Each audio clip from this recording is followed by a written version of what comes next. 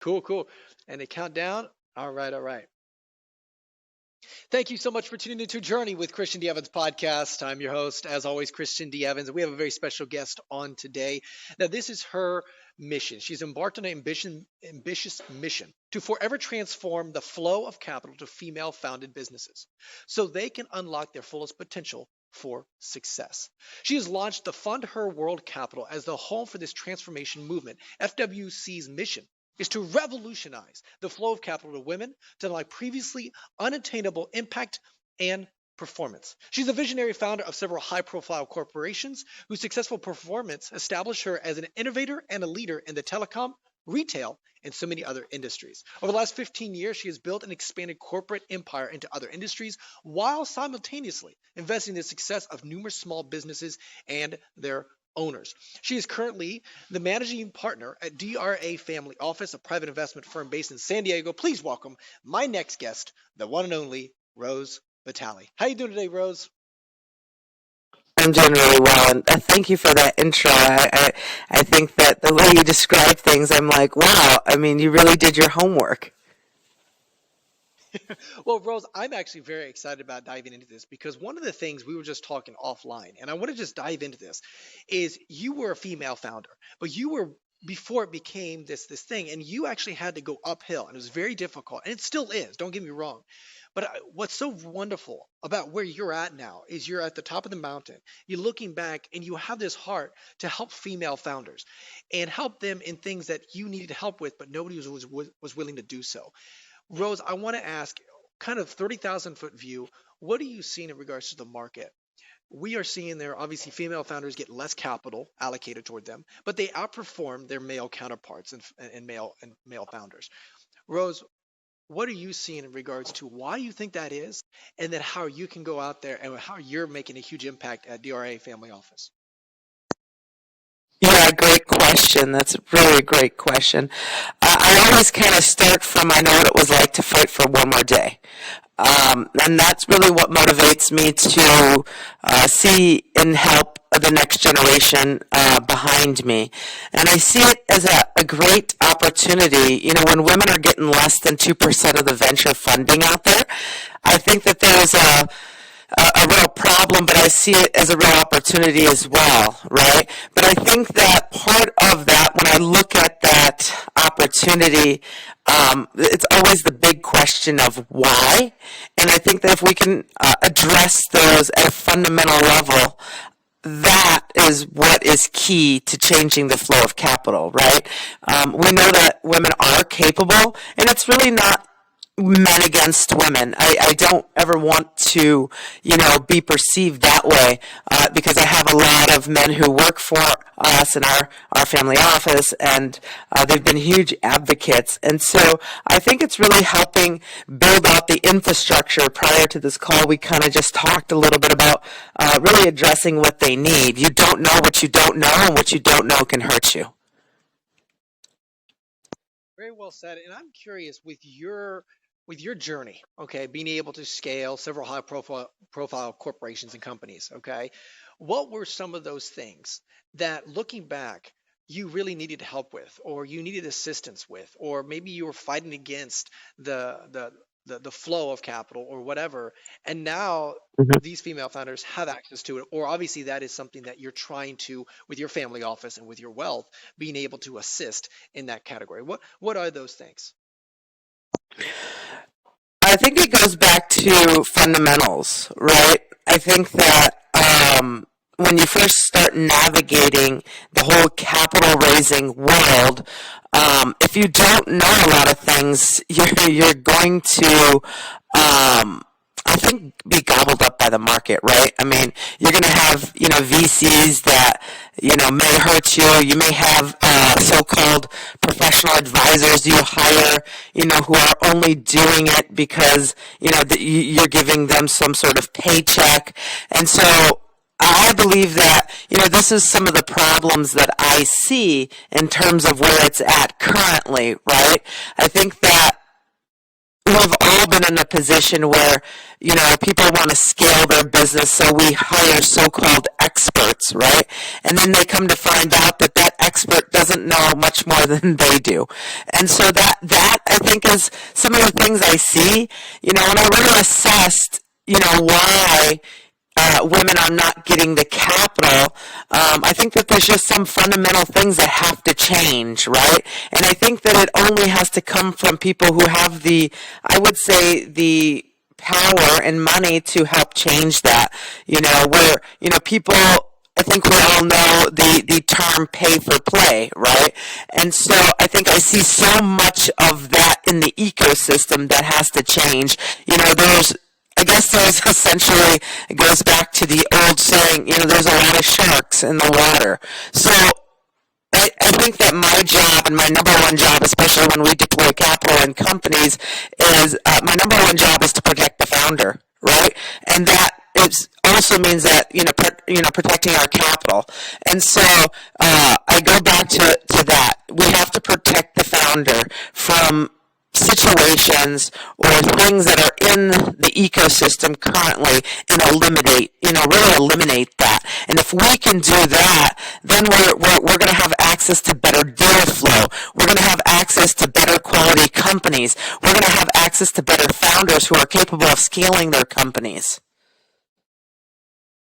So when you're deploying capital into this, into female founders or companies in general, it sounds like DRA Family Office, you guys like to take a very active role where you guys are coming in with certain services, or the way you're able to really come along, like you mentioned, protecting your capital, but also protecting that founder, helping them scale and really navigate those pitfalls that most founders or companies, run into. So, Rose, I'd love for you to unpack that a little bit, how that has evolved in regards to very active positioning or active role into your companies that you invest in.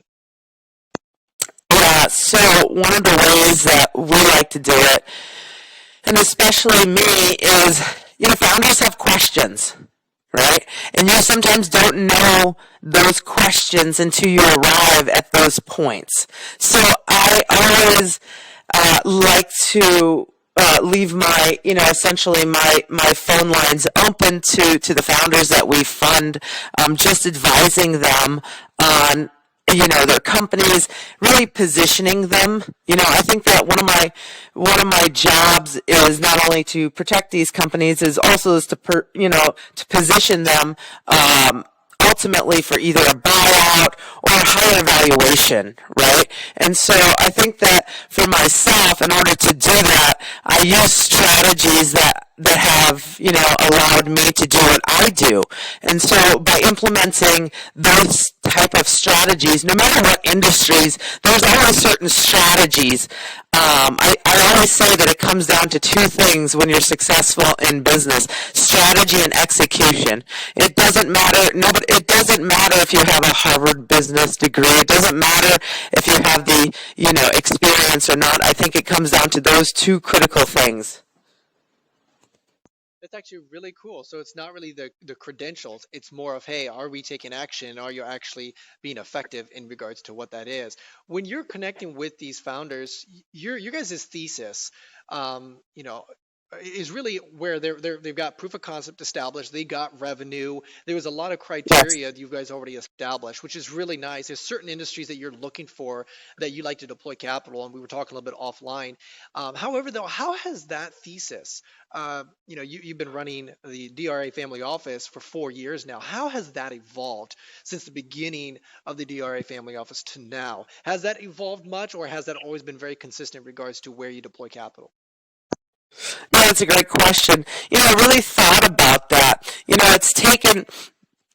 I always say it's taken, me really 3 years to evolve to this point, and really thinking about a lot of aspects of things in the business world, right? And so I took time to see and think and be really conscious of all of the things that I went through and kind of reliving my experience and my journey and how can I change it, for a better tomorrow, right?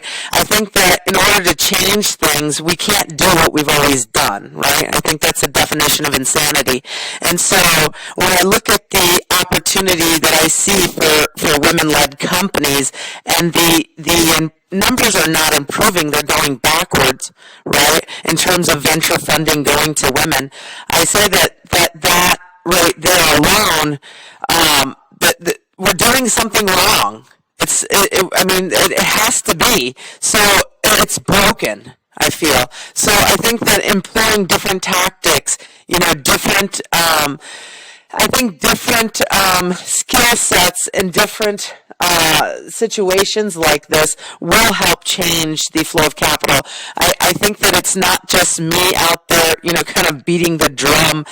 This past week, I was able and fortunate to be invited to the Women's Private Equity Summit, and it was amazing to see 1,100 women. They said it was the largest event of this kind, who represented $1 trillion of the world's economy in this particular event. And so I think that if women, really what I always say, if women can learn how to stick together like men do, right? I think that, why men do a really good job in terms of being successful in businesses. They're helping each other out, right? It's kind of like you're playing baseball on the field. They learn, even though it's competitive and, you may lose or you may win, guys and boys have been trained from a very young age to, be together, and after it, we're going to have pizza and beer type of thing, right?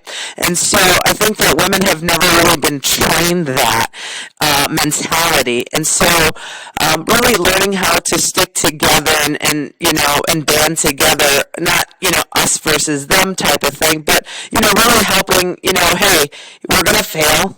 We're going to lose money at times, but what do we learn from it? Are we better because of it? And I think that that's what men do a really good job at, right? Where they're like, hey, my buddy Sam is, might be interested in that project, and they kind of have that, I think that they have that mentality, as opposed to, sometimes what I've seen with women, where they, backstab each other, and this sort of thing has to change, because if we don't change, we're always going to be going backwards in terms of the flow of capital going to female-led companies. So it's really building that synergistic community between female founders as well as female, family office managing partners to be able to create that ecosystem. Let me ask you this also: do you find that majority of capital allocators tend to be, controlled mostly by men, and is that also part of it, or is it more of just the female founders? They just like, why do you think it comes down to where they only get, less than 2%, sub 2% of the capital allocation? Is it because there's not that many female founders in general, and there's that kind of association in numbers in regards to asking for capital? Or and then I know obviously the evolution of DRA Family Office in regards to investment thesis, that does make sense. I appreciate you unpacking that. Yeah. Yeah, great question. I love that question. I think it's unconscious bias, right? And to your point, the majority of wealth are in the hands of men, right? Particularly white men, which is fine, right? I think that they're smart enough. If there's opportunity, they want to capitalize on it, no matter who they are. I think that's a given pretty much straight across the board. But I recently read something. Somebody pulled up these stats when I was giving that roundtable talk for me, that says it's something that they feel comfortable with, right? They invest in the people that look like them, who eat at the same restaurants as them, who go to the same clubs of theirs. So I think it's unconscious, right? And so I think it's like the great story behind Spanx, right? The guy who, the main investor who was investing in them, he was like, nobody would ever buy this when Sarah Blakely pitched him for capital. And he went home and told his daughters, I think his daughters were teenage daughters at the time, and they said, Daddy, you have to invest into this, and the rest is history, right? And so I think that, we don't know what we don't know, and what we see from our lens is different than what maybe somebody else sees. That's a really good analysis, and it's just really unconscious. And I get where you're coming from, like on the psychology aspect. We only like to invest into things that are very similar to us, and regard to, like, obviously, hey, do they, go to the same places, eat the same places, et cetera, et cetera. So that was a good analysis of that. Now, Rose, I was talking a little bit about in regards to the DRA side of things as well. You focus on not more that VC spray and pray approach. You focus on, like I mentioned, that 3 million to 15 million EBITDA and more, and those that part of the company. They obviously have proof of concept. They've got some, tail behind their wind. They got a tailwind, if you will, which is really awesome. And outside of those specific KPIs, what other things are you looking at in regards to helping them deploy capital and with your as a DRA family office managing partner? What else do you like to see in regards to that investment before you do deploy capital and you work closely with that company? Yeah, great question. For us, I always like to see people who are capable of doing it, and sometimes you don't know who's capable of doing it. I always find that people who may not be the best talkers are sometimes the best doers. So I try to choose founders because essentially, I always go back to this saying that I read a long time ago, way before I really kind of got into business. I read this little quote that says, businesses don't succeed, people do.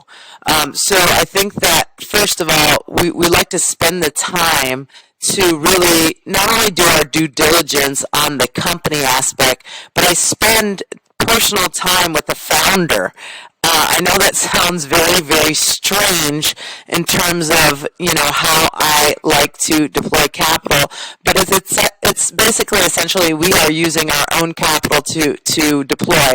And so it's a very personal thing for us. It's not like, we're institutional. We're not, a VC where we're using other people's monies. It's our own, right? And so I think for me, it's important that we back the right people. If they are, I wouldn't say using this term coachable, people who, can be open to the aspects of they could be doing it wrong, let's get it right, and then let's go, to scale.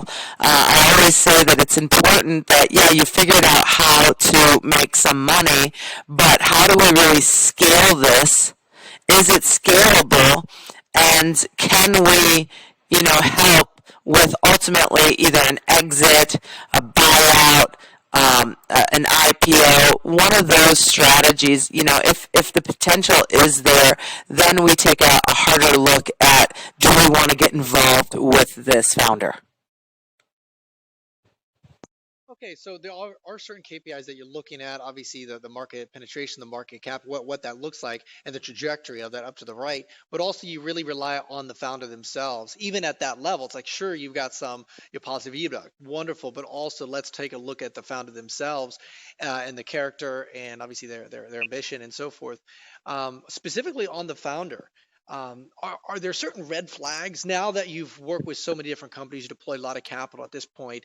Are there certain red flags that you like are like a immediate no, and there's some green flags, like you just mentioned? I think is a really good example of, hey, this person may be a good talker, but may not be the best, activator, where they're actually being effective in the business, and vice versa, right? So there's a lot of those, red flags, green flags that kind of are misconceptions. So it's like you've obviously been able to weed that out very quickly. What else? I'd love to unpack that a little bit further, since there is so much emphasis on the founder themselves. What else are you saying? Okay, this is immediate no, and there's some that are like, hey, you know what? Let's take a look at this and dive into this a little bit further. Those are green flags for you.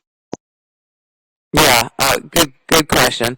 So red flags, when I really look at some of the red flags, I've seen great products, great companies, but the founder, sometimes I feel founders, especially if they essentially have done pretty well for themselves, up to their point. Sometimes founders can get very arrogant. I think it all happens, it happens to all of us, right? And so I tend to shy away from those type.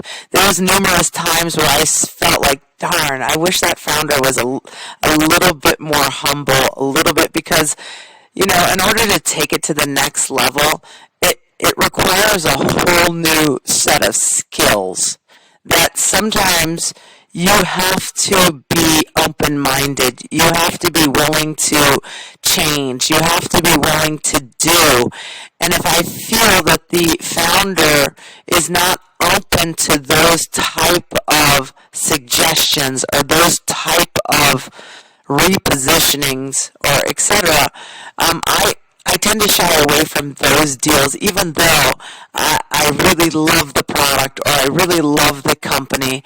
I've passed on those deals just because, the founder, even at the very beginning with, some of the suggestions that I've had, they weren't willing to do. So I really like to say, hey, it's not for us.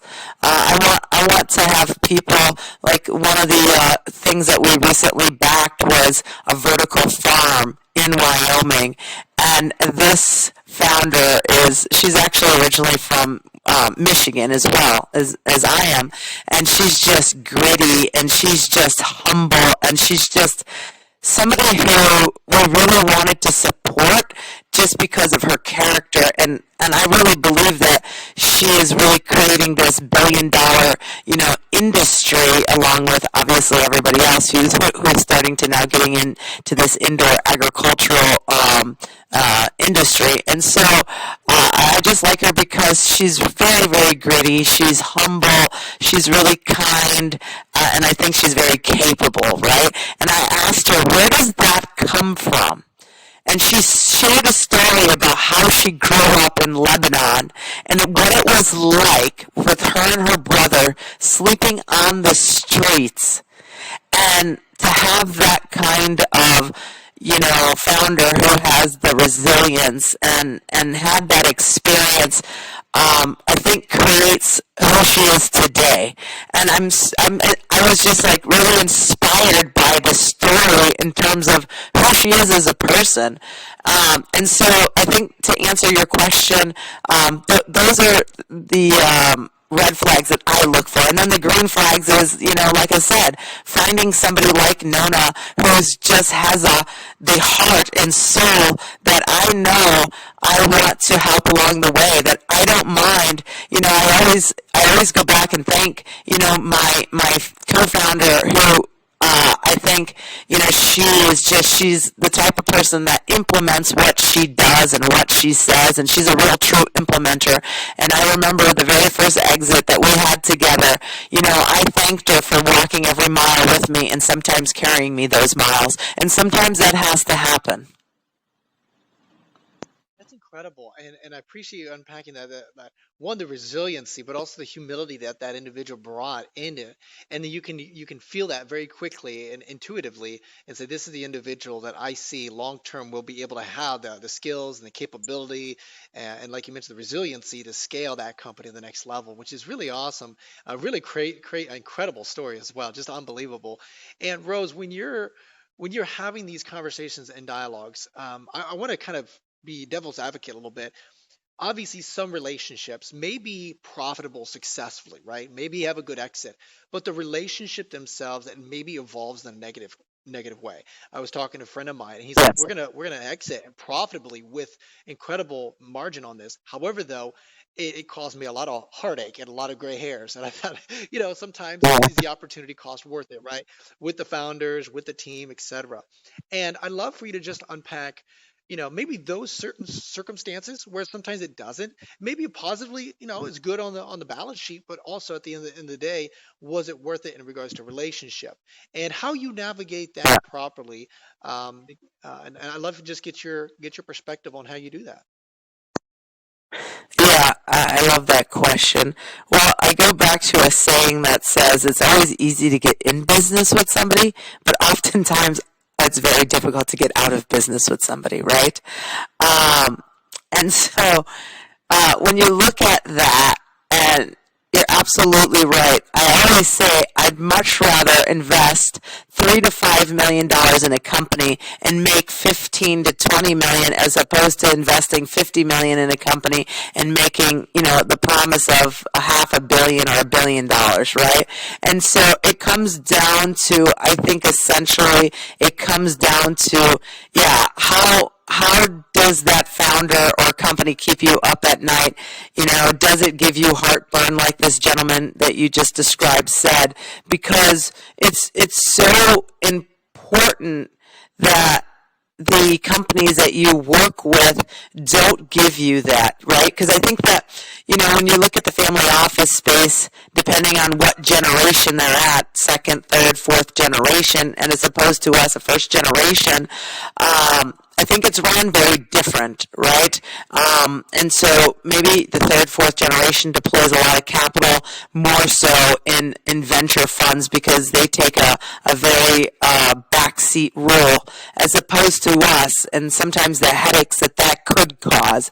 And I think that, to your point and to your friend's point is, yes, you've had your exits, but at some point, you don't want to be doing it forever with them, right?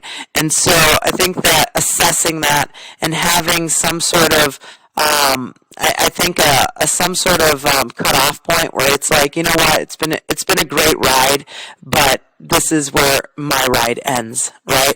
I love the saying that sometimes we have to take the wrong we have to get on the wrong train to get to the right stop. Well said. Well said. So there are circumstances that you have to, but now it sounds like to me because of your filter process on the front end, you're able to weed those relationships out pretty quickly before you jump in the boat with them. Is that correct in regards to that intuition and that humility and those different red flags and green flags for the founder? Yeah, I mean, absolutely. But you don't get it right 100% of the time. Um, but if you get it right, 90, 95% of the time, I think you're doing okay.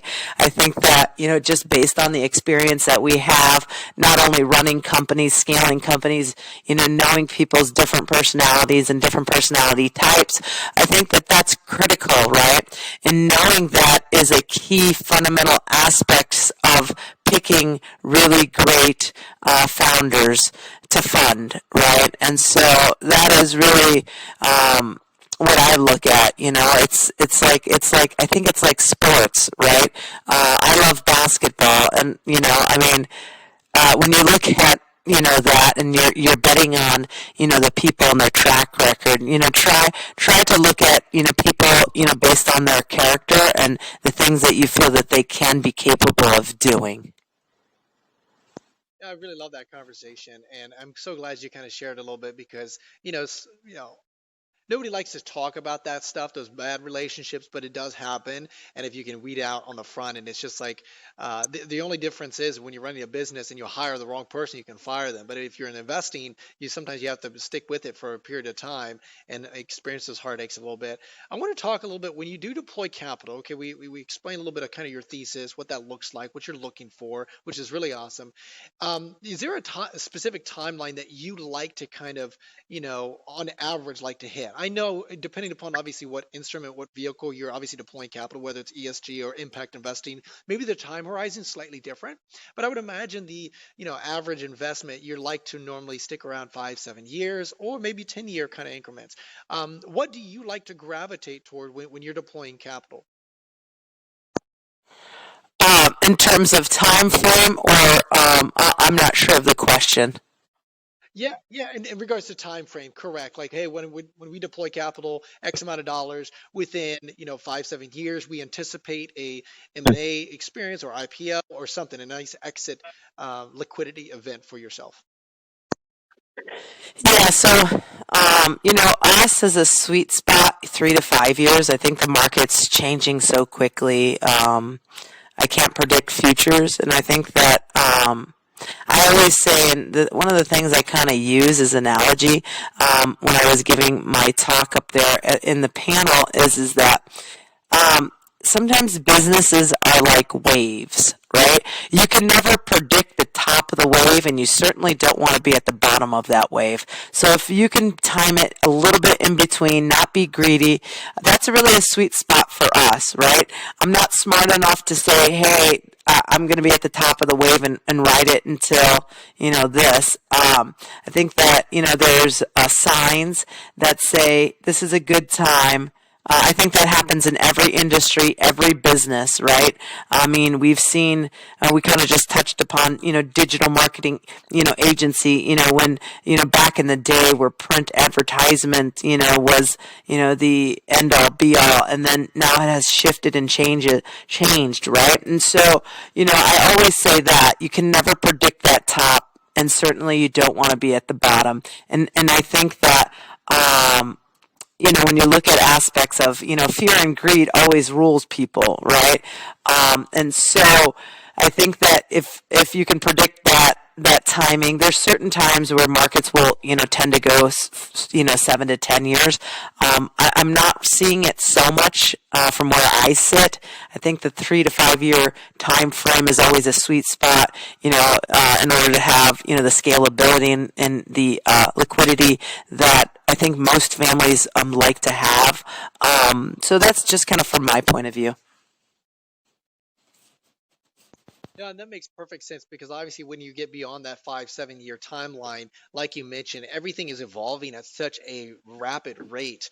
You think about 2002 when Facebook hit, and then now all of a sudden everything. Now there's TikTok and all this stuff. So that Mm-hmm. was just 20 Mm-hmm. years. So it is a massive evolution, and even from 2010 to now, just to see that consistently. So I like that approach in regards to that 3 to 5, and then have a liquid event of some sort because then you know that the longer that is, the higher the risk of market change that you can't control, which is really awesome. Yes. I want to ask because there are certain things that have happened right now at a macro world as well as micro. So obviously right now, and I don't want to get too like specific with Silicon Valley Bank, obviously there's been a lot of stuff going on with that, but also macro, there's been a lot of like the crypto, that whole thing went bust, and then you also have the Right. economy kind of slowing down a little bit, different country. And then obviously just even a few years ago we had COVID, right? So there's been a lot of things that what I found interesting is founders they can't control, right? There's external influencers that you cannot control, but you somehow have to navigate.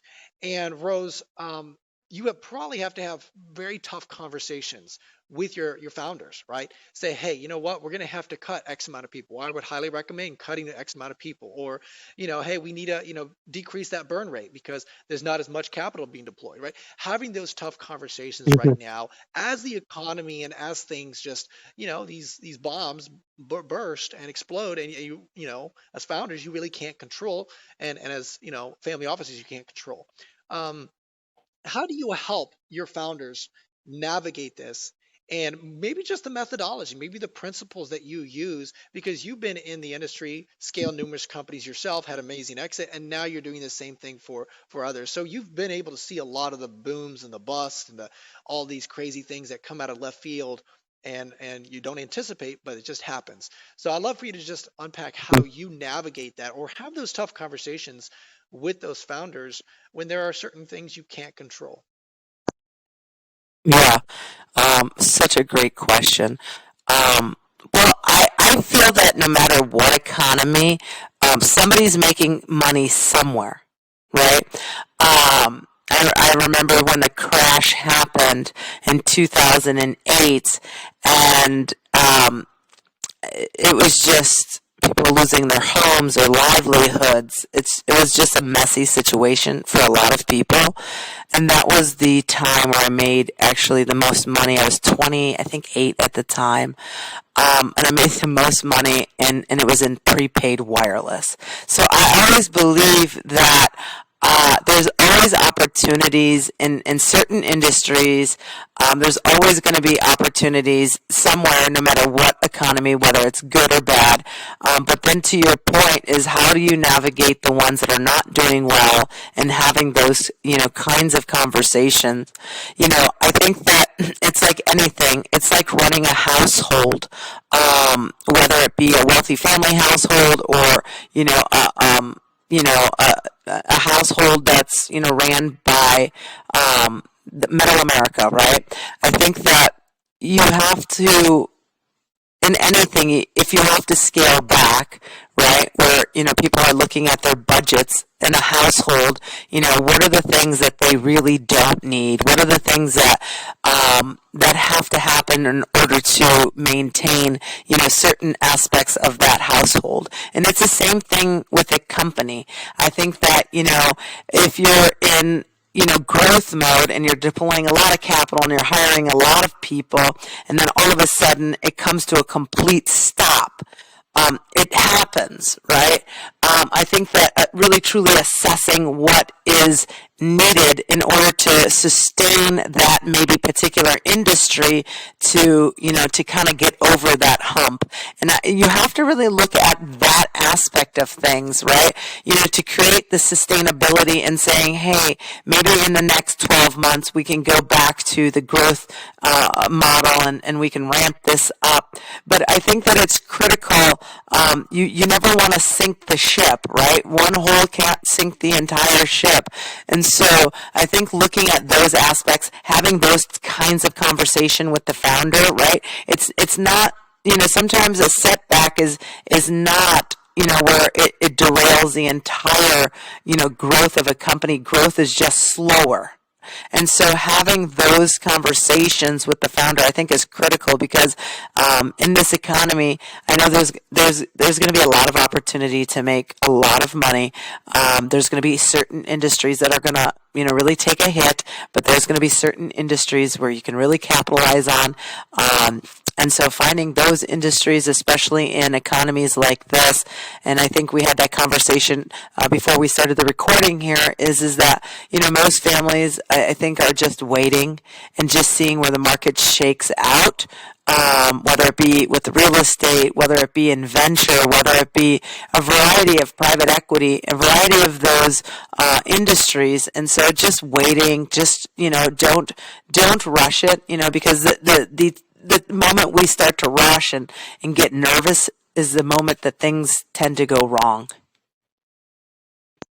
Very well said. Very well said. So first of all, you start with the presupposition that, hey, you know what? There are always opportunities. You just got to find those opportunities. When one market is kind of, slowing down, there's always another that's booming and exploding in a positive direction. And just finding that and pivoting, but also working with your founders and saying, okay, hey, you know what? Maybe we can't grow aggressively. Maybe we have to readjust and play defense a little bit during this time. And then obviously we can, hit the fuel in the fire in maybe 18, 20 months, whatever it may be, once everything starts kind of, once the chips fall. So I like that, having that conversation.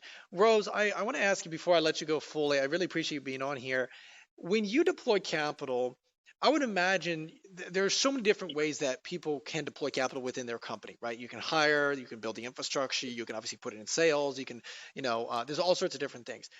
When you're, and I would imagine it's very contextual depending upon each industry, depending upon each company that you work with.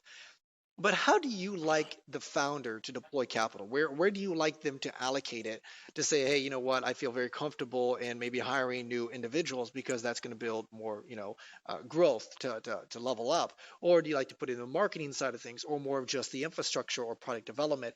How do you like the founder to use your capital once you do deploy it? Or is it more of like you just have a very hands-off approach and trust the founder? Oh yeah, that's a really really great question. I think one of the best questions thus far here, and I often say, and it brings me to a saying. I know I use a lot of sayings, just based on the experience that we do. Um, I look at it and I say, well, oftentimes founders who've never had this type of capital um, in their company, you don't know. Sometimes you don't know. A founder may not know how to deploy that capital, right? And oftentimes, I see that if we just allow them to just run wild with that capital. If it's like anything, if you're investing in the wrong section of your business, it's going to fail anyways, and that capital is not going to mean much.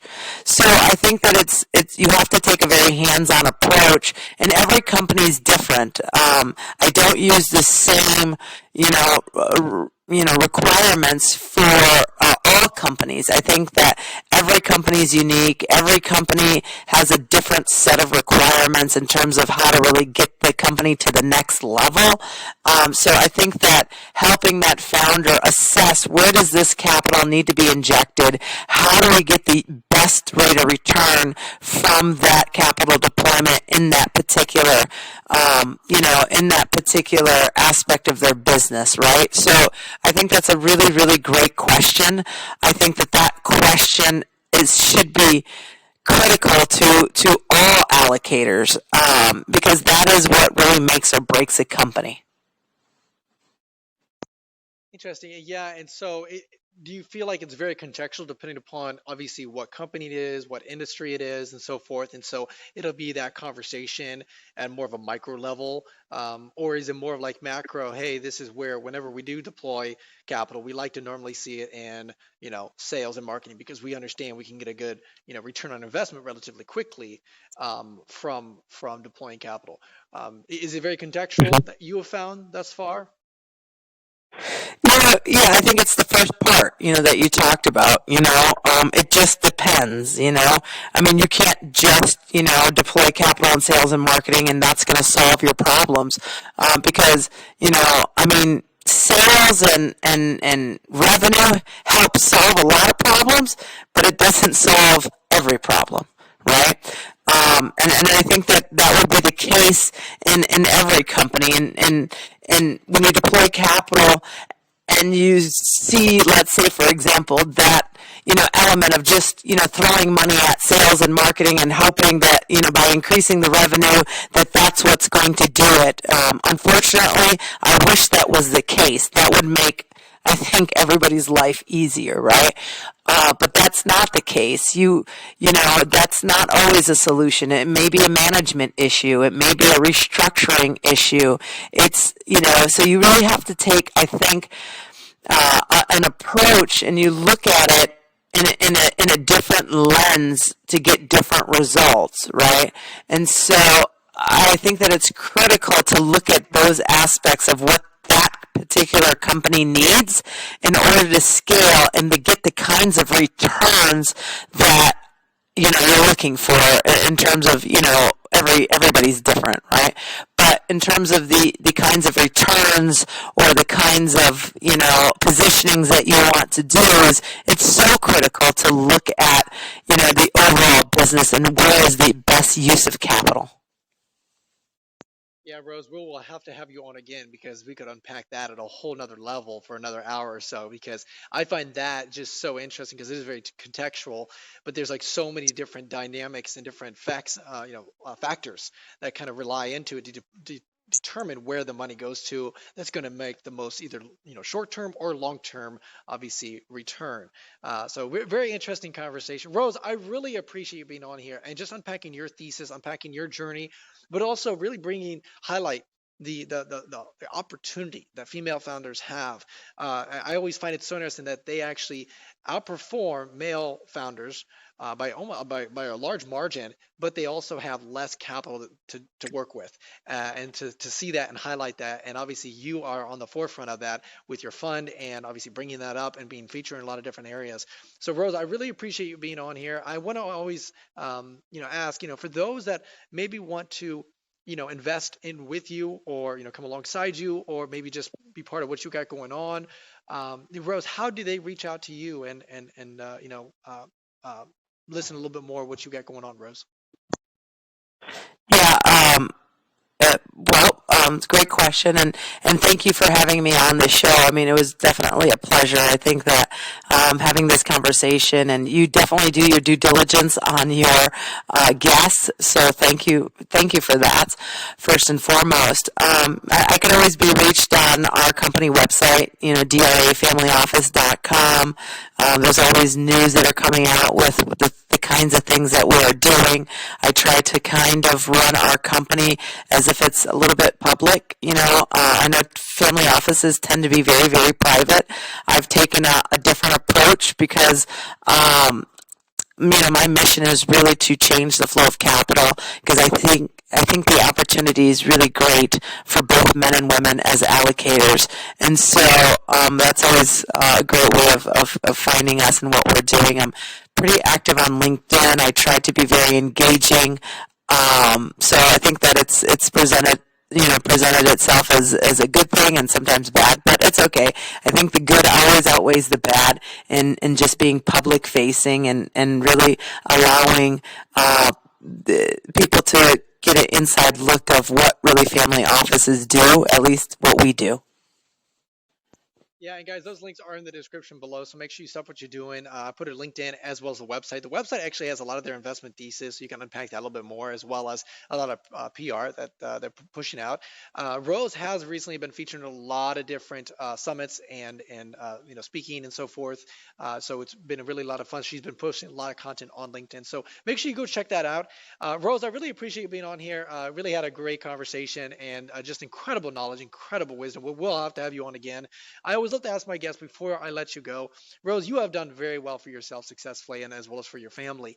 And I always love to ask, if you think about that young Rose that was just starting out, that was naive, that was just going around just trying to figure things out and making things happen. And what were some insecurities did you have to overcome to become the Rose, the successful Rose that you are now? I think doubt is always one of them, right? No matter where you sit, no matter where you are, whether you're very successful in business and not so successful, I think doubt always tends to come into play, right? I think that if we can continue to press through those doubts, get the right advice, work with the right people, those doubts will start to, alleviate themselves. So I think that's the number one thing that most founders have. Doubt. What great wisdom and overcoming that and being aware of it. That is incredible wisdom. Guys, that is my friend, the managing partner at DRA Family Office, the one and only Rose Vitale. Guys, that is Journey with Christian D. Evans podcast. Until next time, be uncommon if you can.